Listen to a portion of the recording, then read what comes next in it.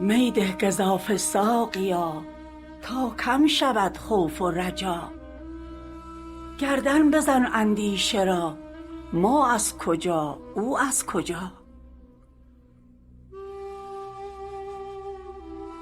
پیش آر نوشانوش را، از بیخ برکن هوش را.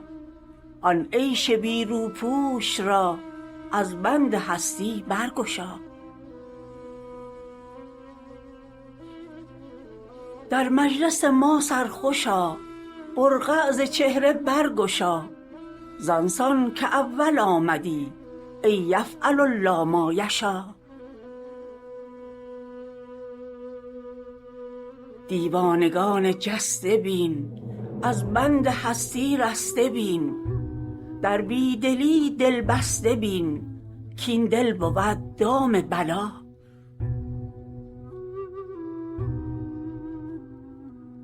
زوتر بیا هین دیر شد، دل زین ولایت سیر شد.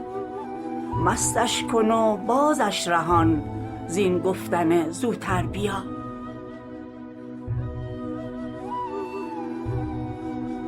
بگشا ز دستم این رسن، بربند پای بوالحسن. پر ده قدح را تا که من، سر را بنشناسم ز پا.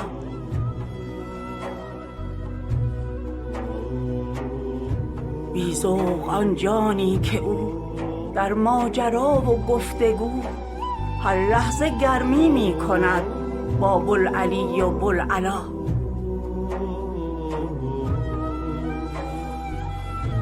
نانم مده، آبم مده، آسایش و خوابم مده. ای تشنگی عشق تو، صد همچو ما را خونبها.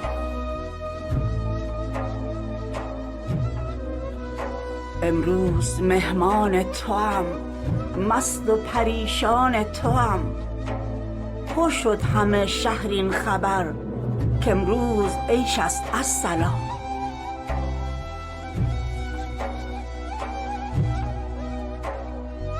هر کو به جز حق مشتری جوید، نباشد جز خری.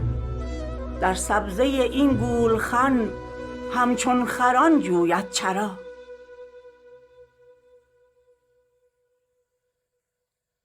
می دان که سبزه گولخن، گنده کند ریش و دهن. زیرا ز خضرای دمن، فرمود دوری مصطفی. دورم ز خضرای دمن، دورم ز حورای چمن. دورم ز کبر و ما و من، مست شراب کبریا.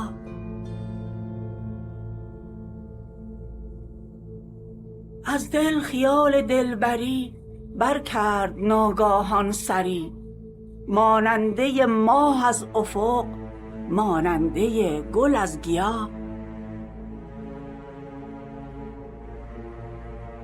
جمله خیالات جهان، پیش خیال او دوان. مانند آهن پاره ها، در جذبه آهن ربا. بد لعل ها پیشش حجر، شیران به پیشش گورخر. شمشیرها پیشش سپر، خورشید پیشش ذره ها.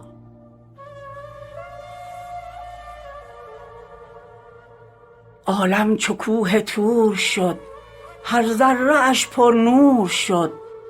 مانند موسی روحم، افتاد بی هوش از لقا.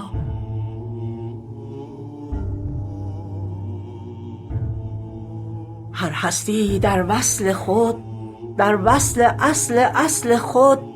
خنبک زنان بر نیستی، دستک زنان اندر نما.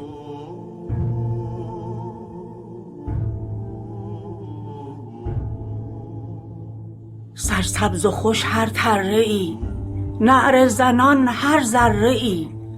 کالصبر مفتاح الفرج، والشکر مفتاح الرضا.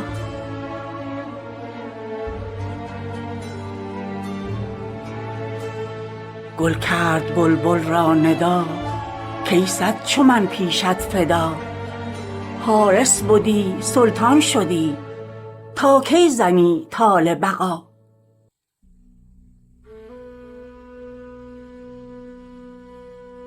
ذرات محتاجان شده اندر دعا نالان شده، برقی بر ایشان برزده مانده ز حیرت از دعا.